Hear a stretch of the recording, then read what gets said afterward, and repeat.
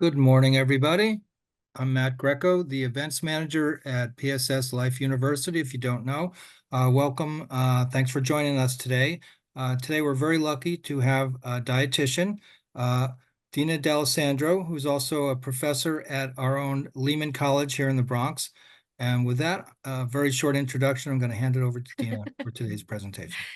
Thank you. Hi, everybody. I'm going to share my screen if you don't mind giving me one sec just to queue up my slides, and then I'll introduce myself. Thanks so much for coming. I'm very excited to kind of be kicking off the end of the year with everybody and getting everyone started for hopefully a very successful and healthy new year.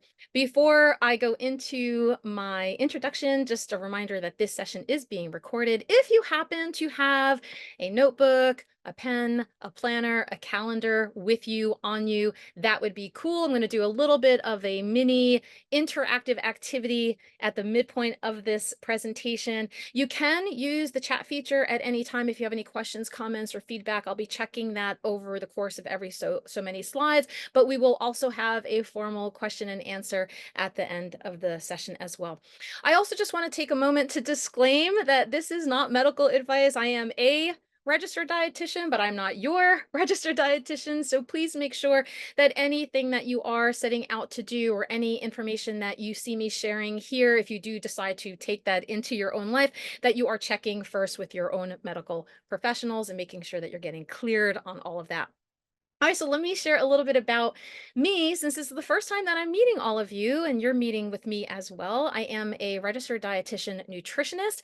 I'm a second career. I went back to school about 10 years ago after, oh gosh, I don't know, a million other things I used to do in project management and retail and publishing. I hopped around quite a bit in my life, and then I decided to go back to school to get credentialed as a registered dietitian.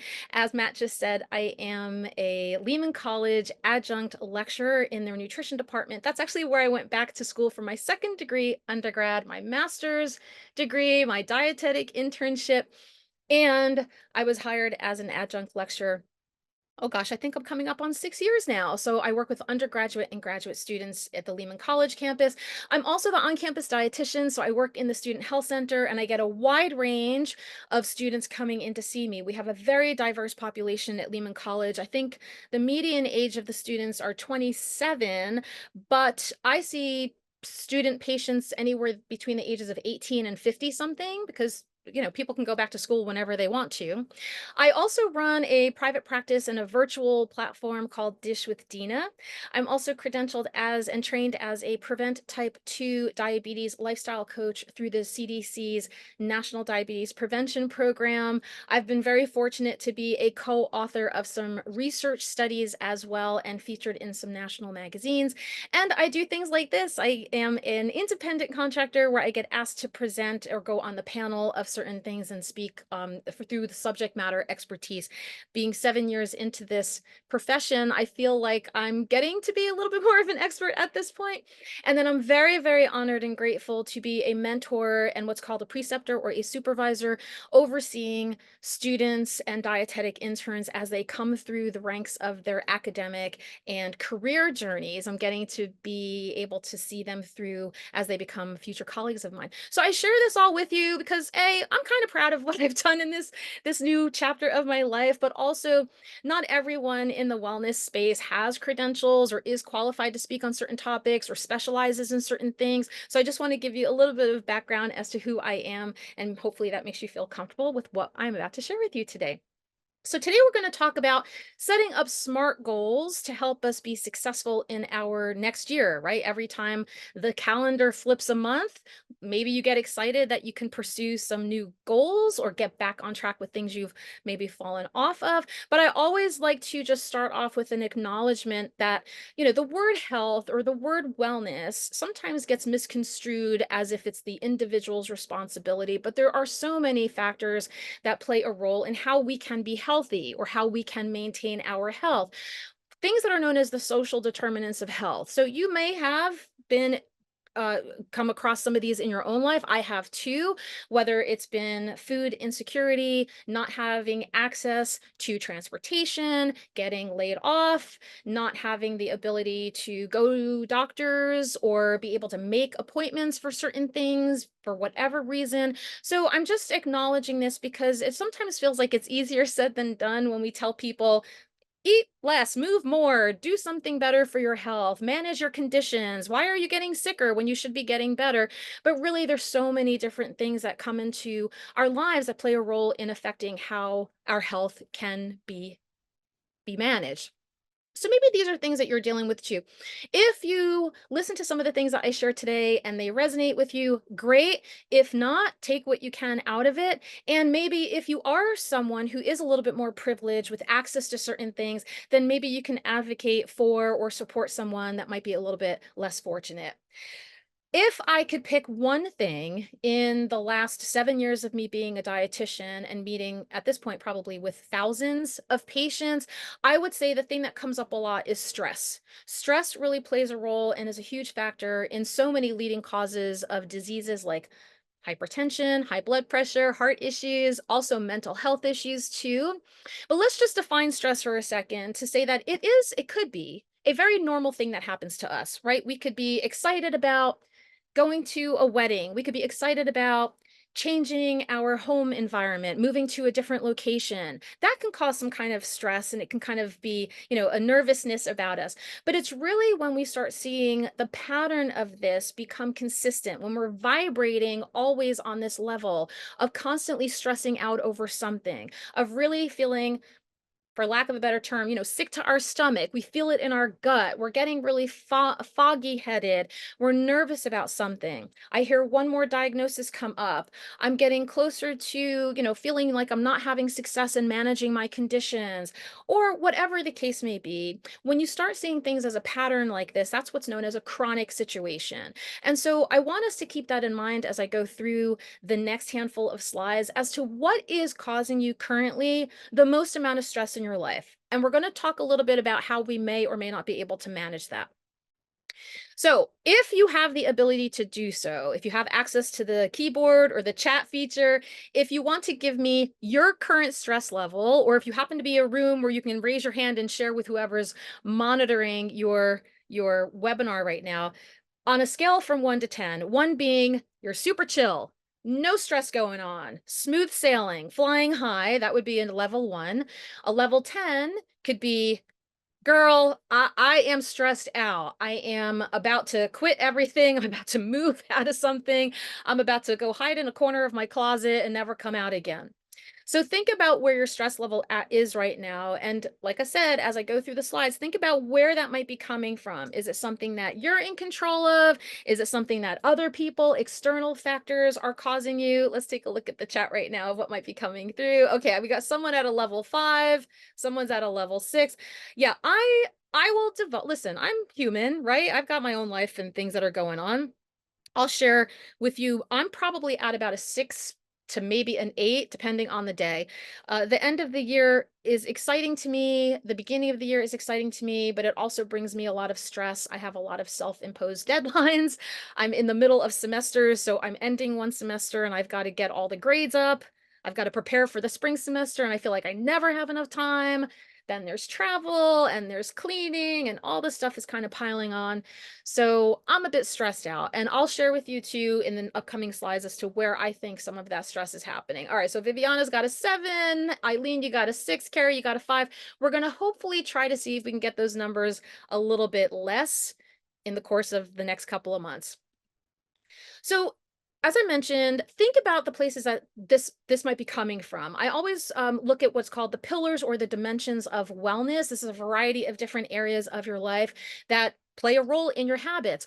Being a dietitian, yes, of course, I'm always going to focus on or prioritize the discussion around food, nutrition, eating habits, especially if you're currently managing one or many chronic conditions like high blood pressure, cholesterol issues, kidney problems, because I want to make sure that we're supporting your health and you're making the right choices. But the choices that we make come from a variety of different things. So I'm going to define some of those things for you shortly. But the way that this is broken down here, as you can see it, physical, mental, social. spiritual, environmental, financial, and vocational, or your work, or your volunteering, or whatever the case may be. That's part of your life. So let's define this a little bit. Your physical well-being, really, this is anything internally or externally that has to do with your overall health. This could be movement, exercise, fitness, food, nutrition, eating habits, sleep. That often gets sacrificed too. We might actually do a webinar just on sleep and the effects of that on your brain and your body, whether it's the quality of your sleep, if you're tossing and turning, getting up to pee, not getting back to rest again, or the quantity of your sleep, whether it's how many hours you might be getting, or the pattern of insomnia over the course of a week, or if there's any substance abuse, like you smoking, you're drinking, you might be taking some drugs that are not necessarily prescribed to you. Anything here plays a role in your overall health and wellness. Mental well-being, mood, anxiety, we just said stress, self-care, things that you're doing to help yourself. So all of these things that I'm going to go through and define are very much interrelated, but sometimes we can pinpoint one thing is kind of causing or triggering other things to happen. Your social well-being, right? You might be in a time of life right now where maybe everybody's moved away. Maybe you're feeling a little bit isolated. Is that affecting your quality of life? Is that affecting your mental health? Are you able to communicate what you want? Are you able to adjust to different stages of change that are happening in your life? Spiritual being. This has to do with the values, your beliefs, your ability to understand yourself and maybe the purpose that you have in life. Environmental well-being, this could be the actual tangible environment around you, whether it's your access to transportation, how close you might be to natural green spaces, whether or not you, like me, haven't done laundry in a really long time and there's a giant pile sitting on your floor, and every time you walk past it, it makes you a little cuckoo. So clutter can be part of your environment as well. And your financial well-being, how much you're spending, how much you're saving, if you're in debt, what your monthly costs might be. Like, these all things can be stressing you out and in turn affecting how you're making choices in your overall habits, whether you're not eating, you're emotionally eating, you're stressing out over something, whatever the case may be. And then vocational. So I'm using this word kind of like as a blanket term because a lot of you might be retired, but think about the things that you are doing that is considered tasks or chores or responsibilities. Maybe you're retired, but maybe you volunteer at a soup kitchen, or maybe you babysit your grandkids, right? These things are taking a part of your life that might cause you to have to juggle many responsibilities. It might also make you happy and bring you joy that you're finding some sort of purpose within that. Or maybe it's stressing you out because nobody knows what's going on, there's mismanagement happening, and you feel like things are kind of throwing you off your game there. So, just to recap here, right, we have the 7 dimensions of wellness, and I'm going to share with you in a second what we're going to do with all this. But think about what we just said. Where are the things that are stressing you out the most? Where you need to focus, whether you start doing it tomorrow first thing or you wait until January and you start working on that. So, if you have access to the chat, or if you want to just speak this to whomever happens to be around you, or you just want to think about it on your own, what might be those top struggles or those top challenges that you're having right now? And I'll share again on screen here the dimensions of wellness. It could be multiple things, right? It could be maybe a physical thing and a financial thing. It could be a spiritual thing and a vocational thing. So think about how you can possibly hone in on what maybe 1 to 3 of those top struggles might be for you. And as you're thinking about that, I'll share with you mine.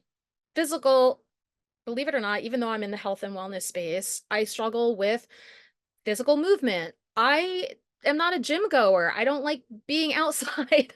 I'm not an active person by nature. So I have to make sure that I commit to some form of movement. It does my body good. It also helps with my stress management, and it helps me protect myself for future me as well, right? If I'm moving around and getting my cardio respiratory system up, I'm lowering my risk of having some sort of heart issue down the line. I'm also, if I'm strength training, if I'm lifting weights or doing some sort of body weight exercises or resistance training or swimming or anything that causes me to utilize my muscles, that helps build up my muscle mass because as we age, that does deteriorate by nature. And it helps protect my bones from fractures and helps maybe also stabilize me to prevent me from falling. So maybe some of you have recently had a fall or a spill or a fracture or a hip replacement or a knee issue. You might know what I'm talking about when it comes to the physical issues at hand. I'm also struggling a little bit with vocational things. I joke a lot that am I an entrepreneur or am I really just juggling 7 part-time jobs? Who's to say? But a lot of things that I set out for myself to do in my career, in my profession, are very aligned. And we also, as dietitians, we have to maintain continuing education units. So sometimes I have to go back and like retake courses and get recertified for things, which is what I'm doing right now. I'm studying 10 chapters of a book for food service management, and I have to take an exam in this in January. I'm also trying to get a little bit better with the business stuff that I'm doing. I'm trying to get better with social media. I'm trying to set deadlines for myself and jazz up my website. So a lot of those things too take money, and it helps with my career development, but it also causes me some stress both in good and bad ways. Carrie says new vocational and interest, okay, and physical as well. Okay. So again, thinking about that overarching one or many dimensions of wellness, where you can possibly think you might need to fine tune, how you're going to hone in on things, what you might need to focus on in setting yourself up for success for the year to come. So, what comes first is setting up what the name of this webinar is all about, setting up a SMART goal. It's possible you never heard of this before. It's okay. Or if you did hear about it, maybe the acronym explanation was a little bit different than what I have here. That's totally fine. This is SMART. So if you can see on screen at the very top, it stands for specific, measurable, attainable, or you also might have seen this as achievable, relevant, or you might also have seen this as realistic, and then time bound or sometimes time specific. And what that means is that we can have, lofty goals of I want to do this, or I want to lower my cholesterol, or I want to run a marathon, and that's all fine and well, but we have to be sure we're going to be able to go from point A to point B or point Z in these very specific measurable ways. So developing a SMART goal, as you can see on the bottom of the slide here, helps us with assessing our current situation. What's been working, what's not been working? Have I attempted to do something before and had success at it, or did I not have success at it? What are some of my challenges or my quote unquote pain points? Like what's causing me not to move forward, whether it might be a physical disability, some sort of limitation, access to certain things, or are you standing in your own way? Are you, getting all ambitious and coming in hot and then immediately falling flat like I just can't keep this up, which is that sustainability factor we're going to talk about too. And this also helps us create a short term plan because while it's great to think long term of what you want to see happen, it makes more sense. It's much more realistic to see things step by step. Right. So think about anything in your life, whether it's saving money or going on vacation or working towards whatever goal you might have, what the end point looks like. You can visualize that, but how is it realistically going to happen along the way? So here's what I'm going to ask you. If you have paper or you just want to think about this while you're watching me go through these slides, think about what you're going to start putting into words as a SMART goal. And I will give us some examples in a second. I also want to take a sec just to acknowledge that while I understand a lot of us love instant gratification, like things have to happen yesterday, or I'm going to go on a 30-day challenge. And then as soon as that 30 days is over, I'm going to go back to the old habits I have. That just like I say, just like a good chili sitting on an oven, low and slow on the flame, good things take time. And the longer something takes time to do, the more you can properly establish and ingrain those habits, or maybe even get rid of some habits that are no longer serving you. You have to kind of actively keep working towards or against something in order for it to really stick. And that's the goal. The goal is to not just work on something for today or the next week or the next month. The goal is to make sure that you turn these things into a lifestyle, that this becomes second nature to you. This becomes what I call these non-negotiable commitments. No matter what happens, I'm going to make sure I go to the gym or I go for a run or I get on my mat and do 30 minutes of yoga or stretching or whatever. So on the slide here, you can see this little image of these small changes like a staircase that lead to massive change down the line. But I kind of disagree with this image here because I don't believe it to be entirely a linear progression leading up. Sometimes it's very zigzaggy. Sometimes it's a lot of loops and falling back down and picking yourself back up again. But the point is that every time you make a small change that leads you in the direction of succeeding into that goal, that it becomes the habit, that it replaces something that didn't work for you, that it becomes something that you really enjoy doing, that it makes you feel successful at it, that you're still striving. And that's where it's considered to be a journey. I don't believe we ever fully meet the goal. It's just always something that we might have to be actively pursuing to make sure that we do sustain it. So think of things, again, going back to those dimensions of wellness of what you're focusing in on, one to three things. I would probably say no more than that. Don't be too lofty with some of the things that you're coming up with. And I'm going to give you some examples. So I apologize if this is a little bit hard to read on screen. We had 7 dimensions of wellness. I'm going to go through all 7 um, areas here, and I'll give you an example. So let's say the first, say I come from the physical world, right? For me, I want to make regular exercise a part of my life. Okay, that's a great goal to have, but there's no specific thing about it. There's no time attached to it. So I need to make it smart, right? I need to make it SMART. So you can see in the bullet underneath, an example of that would be go for a 20-minute walk 3 times a week for the next 4 weeks. Okay, perfect. Now I have a plan of action.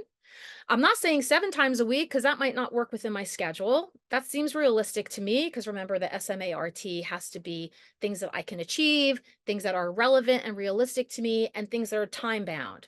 So at the end of 3 times a week, at the end of 4 weeks, maybe I'll say, maybe I move it up to 30 minutes of a walk, or maybe I move it to 4 times a week. Like I can keep reassessing and changing this thing, but that's something I want to be consistent at. Or as another example here with the mental dimension of wellness. Maybe you want to be more mindful about stuff. I eat without thinking. I grab something and I go off and I don't even remember what I ate or if it was good or whatever. So an example of a SMART goal for that, for practicing mindfulness, could be sitting down and spending 1 minute, whether you say grace or you just look at your food and kind of give yourself a break to take in what's there. Be grateful for the food that you have in front of you. Set an intention. I'm going to enjoy my meal. I'm really happy I got to cook. Look at all the different flavors I have here. So that could be a very simple goal that you're going to be doing to just practice mindfulness. Let's say you choose something from the social area. I want to start going out to more community things and I want to start making friends. I'm feeling a little bit isolated. I want to get back out there and just make friends and do new things and just be more actively involved in my community. So maybe this could be something like go up and look for a community lunch or an event of some sort every month for the next 3 months. So you're scheduling that and you're introducing yourself to someone and just saying, what your favorite food is. Start up a conversation, right? You have a little bit of an agenda that's been beneficial for both you and that other person. You make a new friend, and it also helps you meet your goal of meeting new people and doing new things. So if every month for the next 3 months you're doing something like this, maybe you do it again for the following 3 months, and by the end of the year you've met 12 new people. If you focus on the spiritual dimension of wellness and say you're having issues with family members, they're not on the same page, everybody has different preferences and different needs, and it's really stressing you out and it's causing you not to be able to engage in your own healthy choices or managing your own health, then maybe you say something like, every week we're going to have a dinner for the next 2 months. And I'm going to go around the table and just ask everybody questions. And let's have a really engaging conversation so I can say, I don't want to make this feel uncomfortable, but I've noticed that this is something that comes up a lot when we meet, and I want to be able to address it in a very civil way. Would that be okay? Maybe everybody brings something different to the dinner, or maybe everybody comes over and we cook in my kitchen, and then we sit down, we kind of go around the room because I feel like I miss out on some things. Let's find out what you're doing or what your ideas and thoughts are about life. Maybe you are focusing on the environmental dimension of your wellness. Maybe your space is getting a little bit cluttered. You feel like every time you go to make a meal for yourself, there's like three different ingredients that have nothing to do with each other, and then you end up ordering takeout or you don't eat something that might be super healthy for you.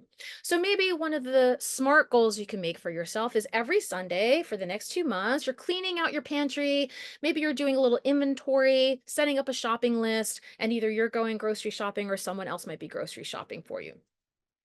If it's a financial dimension of wellness that you chose to focus on, again, an example of a large goal could be saving money by cooking my own meals. I'm spending too much on takeout. I'm not shopping around and being really efficient with what I'm choosing. So maybe what you say to yourself is, I'm going to set aside 10 minutes every week for the next 4 weeks. I'm going to look at recipes. I'm going to go look for coupons. I'm going to create a grocery list. And that's what I'm going to do. I'm going to try to be really conscientious of what I have on hand and what I'm going grocery shopping for. And I'm going to start cooking my own meals instead of getting takeout. And then in the vacational aspect, so maybe this is something that, you're volunteering somewhere for many hours on end, or like I said before, maybe you're babysitting somebody for many hours during the day and you're feeling very inefficient, not very productive because your mind isn't focused, you forgot to eat, or for whatever reason, you're juggling a lot of things. And then before you know it, you're like, oh, shoot, I forgot to pay attention to something I'm supposed to do for my own personal health. So, an example of how to make that a SMART goal is now I'm going to set aside 30 minutes every night for the next week, and I'm going to pack my lunch for the following day. So, I know I have something ready to go there. I can set an alarm or whatever, 12 o'clock, 1 o'clock comes around. I know I'm going to be eating and I have my food ready. I'm not stressing out, and it'll help me be more focused and more productive as the day progresses. All right. So, with thinking of all of those examples that I gave, and pairing it up to whatever those dimensions of wellness were that you were thinking of, the things that are causing you some stress or strife, the things that are getting in your way, the things that you might be struggling with. I'm going to set a 2-minute timer. I'm going to mute myself and I'm going to ask everybody whether you do it in your mind or on a piece of paper or you're doing it as a group. And if you want, we can share after we're done if we have the ability to do so, of create a SMART goal for yourself. What is the dimension of wellness that you want to focus on and prioritize? I'm going to set a 2-minute timer starting soon. I'll tell you when it starts, and I'll come in when it's at the 30-second mark just to let us know. So give me 1 second here to set my timer. Okay, so I'm going to set my timer for 2 minutes. I'm going to mute myself. I'm going to ask all of you to think about the goal in mind, the dimension of wellness you're focusing on, and make a SMART goal. Make it specific, make it measurable, something that you can check off when it's done. Make sure it's realistic. I want to go skydiving. Okay, great. Have you ever skydove before? No, maybe you go train to do skydiving first. So think about things that are realistic and then set some time for it within the next month, within the next week, within the next year. Make it time bound. All right, we're going to start the 2-minute countdown clock now. I'll leave this slide on screen here just to remind you of what the dimensions were, and I'll mute myself. Starting now. Okay, perfect. I see Viviana. Thank you for sharing because that's actually what I was going to ask next. If anybody has access to the chat, the keyboards, if you want to type in what your SMART goal is, let's take a look at what you wrote or what you came up with and see if it meets the SMART criteria or if we can smarten it up a little bit more. So thank you, Viviana. Okay, so let's take a look. So Viviana says this week, start doing exercise, continue reading some books I know I didn't finish. Okay, so Viviana, I might say for you to smarten that up a little bit, it could say where you might want to exercise, whether, it's 10 a.m. or it's at least 30 minutes, or what kind of exercise you might want to do, whether it's a mix of cardio and strength training, give yourself a little bit more of a timeline to make it like smarter in that sense. And let's see, Carrie, for the next 3 months, attend virtually. Yeah, this is great. In-person weekly meetings, lectures on my interest. Yeah, that's fantastic. Carrie, I have something similar to that. I have, like I said, I have to do these continuing education units anyway, but I really work a lot in the virtual space and it bums me out a little bit to not be like among three-dimensional humans. So I really want to make a better effort at actually going networking and socializing a little bit more, whether it's within my profession or just with my colleagues. Like I don't have coworkers, right? I work for myself. And even when I'm in school, my classes are all over the place or some of them are virtual. So I miss being able to have coworker conversations or socialize with people who are in my profession. So that's something like I have to Yeah, great, great, Viviana, great. So 30, yeah, perfect, perfect, right? And then you can reassess those things. So maybe over the course of like that example I gave, over the course of 1 to 4 weeks or so, especially since we're coming up on the end of the year, a lot of holidays might be happening for you. Like you might be going to a lot of different events or maybe traveling. Maybe things are throwing you off your game. So maybe you might not be able to stick to some of your food or your physical activity wellness goals. And so you can think to yourself, I'm going to commit to bring that with me wherever I go. I'm going to prepare and strategize how to do that so that I'm always keeping up with those small incremental changes so that when I come back, I'm not like, ugh, there goes an entire week's worth of losing what I set out to do and I have to start from scratch. Or you say to yourself, what was the challenge that I had? Okay, well, I didn't get enough sleep.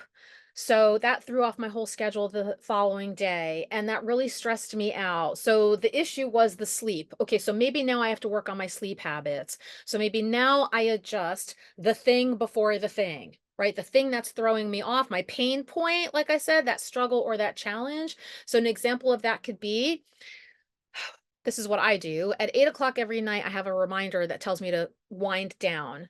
And so I tend to work kind of erratically throughout the day because I have a variety of different jobs and work that I do that requires me to just, have different, I don't have a 9 to 5, in other words. So sometimes I work at 10 in the morning until 12. Sometimes I work in the 6 until 8. But 8 o'clock, when that alarm goes off, so my goal is set an alarm every night at 8 p.m. that tells me to wind down. And then I do the following things.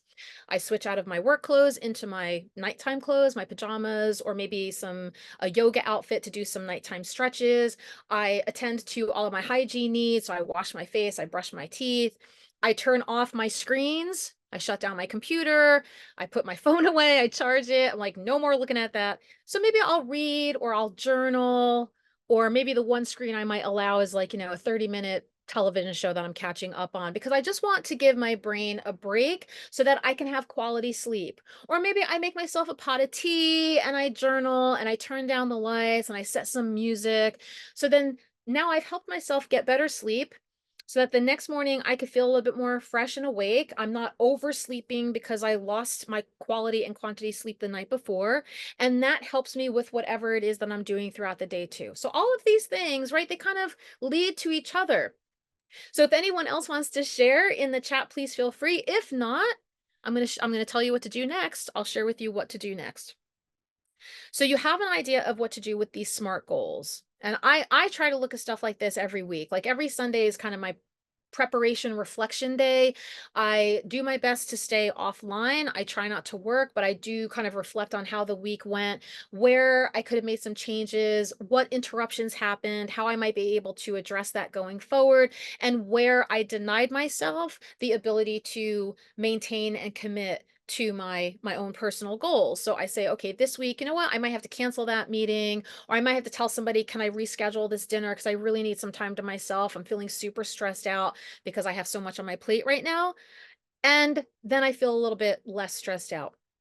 So let's look at what comes next, right? So we have an idea of these goals. We have the wording of things. Again, you can take this on your own and maybe set things up on your own after this webinar is done and think about the things you want to start committing to. And then what is it that you utilize? What are your productivity tools? So in the chat, if you want to, you can use numbers 1 through 4, or just think about the things that you use to keep track of your life. Like your doctor's appointments and the phone calls that you have to make, or whatever things you're doing. And we're going to talk in a second about where those goals are going to go. So, do you happen to use digital apps, an online, like a Google Calendar, your smartphone? Do you use more analog type of things like a paper calendar? Do you write stuff on a board on your refrigerator? Is it a combination of those things? Or is it number 4, none? You just figure out where you're going when somebody tells you you're late for something and then you just get up and go. You're like, I can't keep anything in my head and I can't keep anything on paper. So what are the things that you use to write to keep track of stuff in your life? For me, it's a combination. I'm number 3. I love I love tactile stuff. I love watching myself write and highlight and use different, like I love office supplies. I like post-it notes and different colored markers. But then I also like combining everything into a digital format. So I just said I set timers on my phone. I use my iCal and my Google Calendar to kind of keep track of things. And I don't have an example of this, but maybe one day I'll take a screenshot of what my calendar looks like because I quite literally plug everything in there. So, depending on what it is that you do, how you keep track of stuff, these are all great ideas you have going, right? I want to read, I want to work out, I want to engage in more networking things. But if you don't have someplace that it is there available to you to check off and reminds you it has to be done in a consistent manner, or however you're laying it out for you in that time bound way, then how do you know you're doing it? How do you know it's going to happen? You might forget. So I recommend add things to your schedule. Quite literally, even if you're like, I need to take a 20-minute break every day, I want to take a nap. Block that in your calendar. I do not get interrupted between the hours of 3 p.m. and 4 p.m. Nobody talk to me. Or I'm going to schedule getting up 15 minutes earlier, right? I'm going to set my alarm for 15 minutes earlier. I'm going to get dressed in my workout gear. I'm going to go for a walk or a run or a swim or meet my workout buddy or whatever it is 3 times a week. So I'm going to find time in my schedule, time on my calendar, and I'm going to write that stuff down. Or, like I said in some of the examples before, every Sunday, I'm going to block time. I'm going to go grocery shopping, or I'm going to order my food, or I'm going to ask somebody to go shopping for me.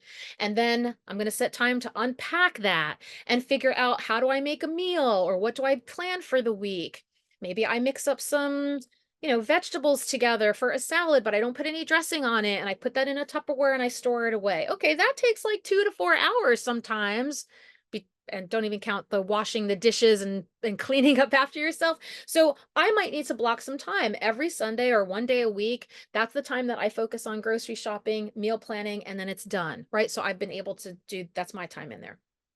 So add it to your schedule. The next thing is how are you going to get this done? What if you have great ideas? What if you have all the ambition in the world? What if you feel super committed, but realistically, you're like, oh gosh, I don't know if I can actually make this work. It feels like there's a lot of things that I have to move around in order to accommodate what I want to prioritize.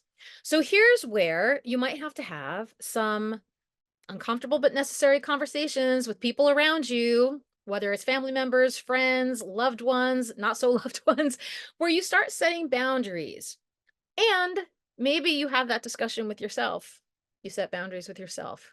No more will I not take my medicine. No more will I not work out. No more will I keep eating pizza 7 times a week. No more will I keep drinking a bottle of wine every day. So, setting boundaries with yourself and with others is a way for you to make space, physical, literal space, but also figurative space, mental space for you to be able to address those goals and be able to be successful in achieving that. The second bullet there is maybe you're delegating stuff. Maybe if you have it in your finances, like I do, I love grocery shopping. Do not get me wrong, especially as a dietitian. I enjoy walking the aisles and going grocery shopping. But I already said my schedule's a little wonky. So it's very rare that I can do that. Sometimes I'll get to the farmer's market. Sometimes I'll run home past a grocery store and buy things on the way. But I've set up like a $6 budget every time we go and do our online groceries, and we get our groceries delivered to us. So I do my shopping online and I pay somebody to bring it to me. I don't have a lot of other responsibilities in my life or other things that I spend money on, thankfully. So I'm allowed to delegate that in that sense. Maybe another example could be I've got bills piling up. So maybe you delegate a financial advisor or an accountant, like you have somebody there that helps you, or someone in your house that can help you oversee some of those bills so you're not late on something. Or maybe you have multiple people in your household and some of them aren't really pulling their weight. And so you ask them, could we take turns in sharing and setting up a chore schedule? Every other day you do the vacuuming, every other day I do the dusting. Once a week, you do the grocery shopping. Once a week, I make the dinners. So you can delegate things again to free up that mental and literal space, either in your calendar, in your brain, in your mind. That third bullet there has something to do with what I call like a time audit. Like, where are you really spending all of your time? What is taking up a lot of your time? And are there things that you can either start doing differently, things that you can keep doing, continue doing because they work for you and it's totally cool and you enjoy that they align with whatever your values are, they keep you in line in whatever your goals are? Or are there things that you have to stop doing, or maybe even people in your life who have to stop being around? So think of the start, keep, stop approach.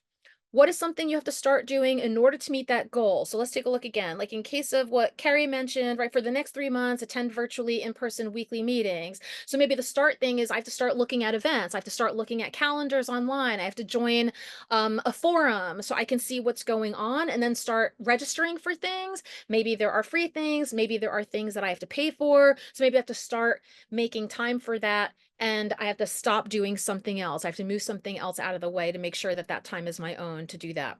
In the case of what Viviana mentioned too with the workouts, maybe you're already doing that and that's something that's working for you. So once you get in the zone of 30 minutes working on your legs, 30 minutes reading, great. You can keep doing that because that's working for you. And maybe you want to expand on that either in the amount of time, frequency, intensity, or duration. Maybe you add another day to the week so you can keep doing that and you just like spread it out a little bit. So you're always kind of like going back and forth and assessing and reassessing what's working for you, what's not working for you. I also invite you to think about your past behaviors and your past experiences. What's the quote? Like, you do what you always did, you get what you always got, type of thing. So, if you're the one standing in your own way, if you have a lot of ambition in your head, but you're just really not great with the execution, what is it that you need to start doing or stop doing to get over that bump? Or can you just come to terms with, you know what? I don't think that's going to be in my life. Like this is just something I'm going to have to stop thinking I can achieve because it's been 20 years. I never did it. I'm probably never going to do it. I'm not going to stress out over wanting to do it. So just cross that baby off the list, make peace with it and move on, my friends. Life is too short. So think about that too, right? You have that goal, you came up with a SMART goal, you have your planner, your calendar, whatever it is that you're going to be plugging in. I'm committed to doing whatever. And then you're going to start having these discussions with yourself or other people, setting boundaries, delegating if you need to, or start, keep, stop approaches to things. All right, my friends, that brings us to the end of this discussion. Since I'm not able to see or hear any of you, if you want to put in the chat any questions, comments, feedback that came up, if you want me to elaborate or go back and review any of those other dimensions of wellness, if there's anything you think you missed, share with me in the chat. I can keep talking all day. So let me know if there's anything you got stuck on, or if you want to share more of what came up, like what resonated. Obviously, you don't have to give, private information if you don't feel like it, but what might be some of the first steps you're taking? What are the things that you might stop doing to make space for more room in your life? And if not, then Matt, I'll hand it over to you. Well, I can get us started with a Yeah, question yeah, that came to my mind as I was listening to you. So, I mean, this is the time of year where typically people start thinking about the new year. the Um, resolutions. right. But what about the stress of actually, saying, okay, this is what I want to do, but I might not get there? Yeah, so I try to say look at it as a like try to visualize it. What does it feel like to really have what you consider to be successful in achieving whatever goal that is? And if it's something that is too lofty, if you feel like it might not be achievable, how close can you get to it? Like I want to make $1 million. I might only get to 100K at some point. So, but what comes to mind, I used to work in project management. What comes to mind, Matt, is this thing called the iron triangle, right? So I wish I had a visual representation of it, but it has to do with scope, cost, and time. And this also has a little bit to do with what I just talked about starting and stopping things. The quality of the end result, right? That end goal of whatever you're achieving, whatever project you're pursuing, whatever goal you're setting out for yourself.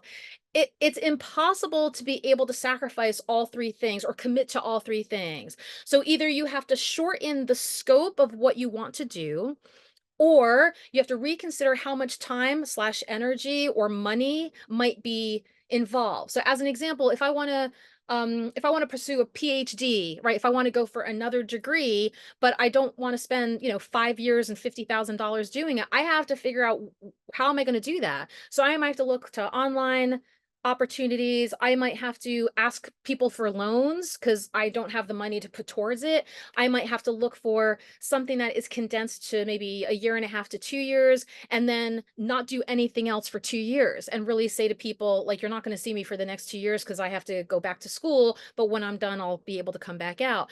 So it might be breaking down things to like what is, again, what is realistic and achievable within a certain time constraint.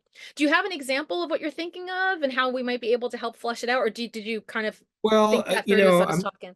I'm Yeah. thinking, in terms of dietary stuff, myself, like many people, start thinking about what I could or would like to do.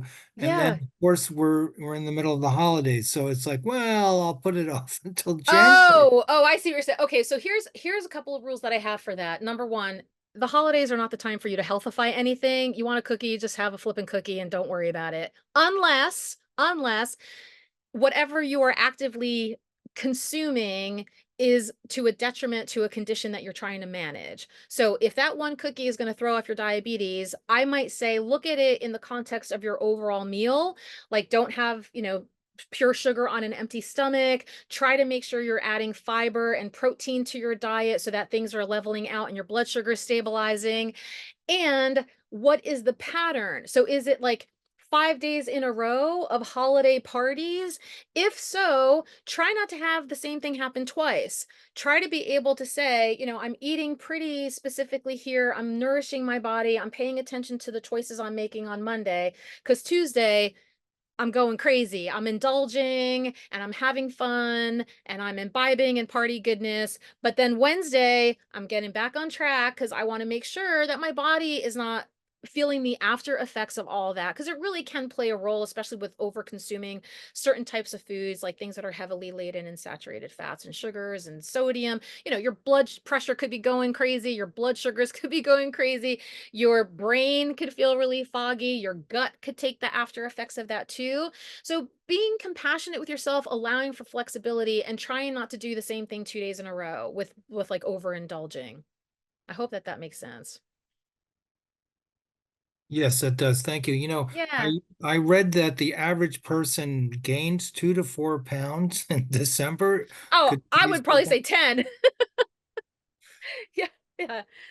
But the average person probably gains 2 to 4 pounds on the course of a day. It depends on what you're eating, how hydrated you are, fecal matter. I love talking about pee and poop, so I have no problem with discussing, evacuation of things. So it's really a matter of, again, adjusting for things, being moderate.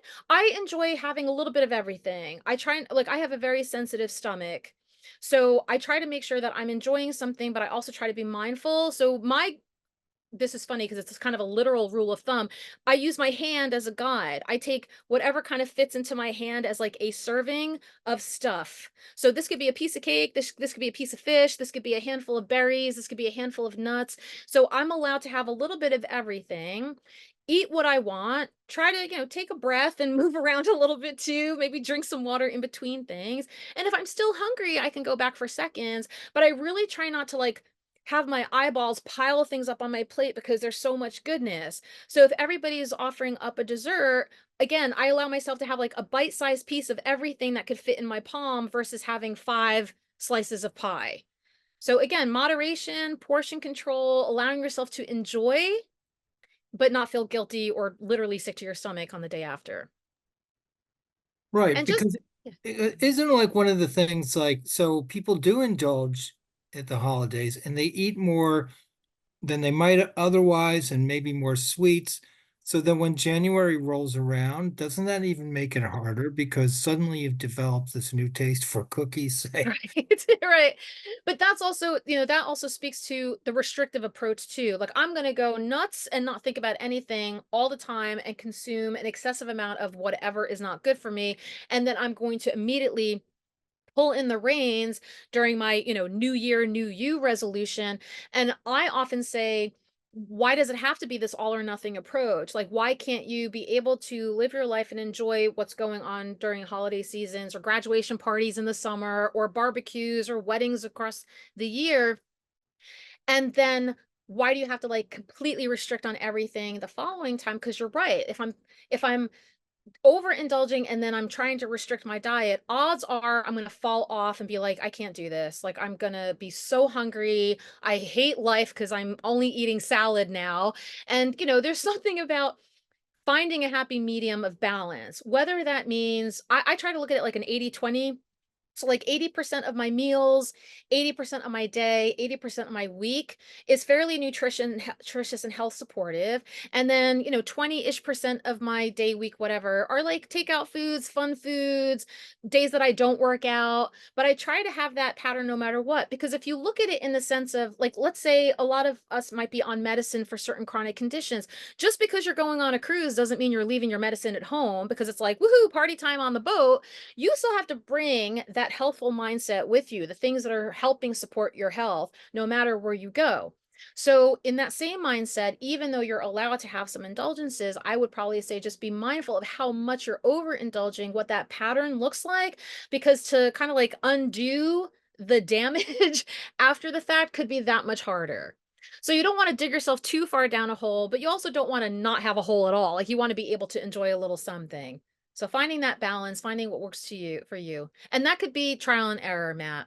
That could be trial and error. Like if our eyes are bigger than our stomachs and we're just yeah, yeah, yeah, yeah, yeah, we might end up suffering the consequences the next day and be like, never again am I going to eat like that. You're going to eat like that. If that's your basic habits, you're probably going to. But trying to level it out, be mindful of the pattern, allow for some flexibility, especially during indulgent times, but also be mindful that you don't want to go too far off the rails or too extreme in one direction or the other. I hope that that helps. Yeah, I mean, Yeah. I'm thinking of it like a hangover. Like you don't want to wake up in Yes, January and have like a food hangover late. exactly. But on the other Exactly. hand, I always find as the holidays progress, my resistance seems to crumble as we go for like at first, like, oh, I'm not going to eat. I'm just going to have one hors d'oeuvre, right? And then Right. that kind of thing. Yeah.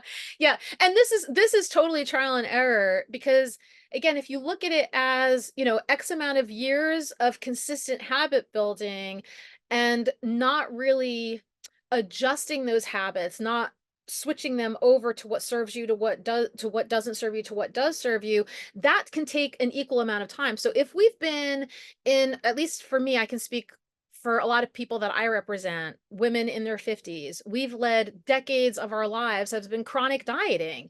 We go on, we go off. I'm only eating toast and coffee, and then the next time I'm going into the closet and eating, an entire sleeve of Oreos or many sleeves of Oreos because I'm starving myself. Oh, wait, hold on. That's body image issue. I have to be comfortable with menopause now. So it's all this back and forth. So it really takes a mindset approach, which in a larger term could be something that you not just you, Matt, but anyone who's dealing with this mindset could be something that you might have to overcome on your own or with the help of support of family, friends, a chaplain, a therapist, somebody that you feel comfortable with that can help you strategize that when I do this, it doesn't make me feel great. So now I'm going to try to do that instead. But that could take a while to get up and running and become the new habit that replaces the old habit.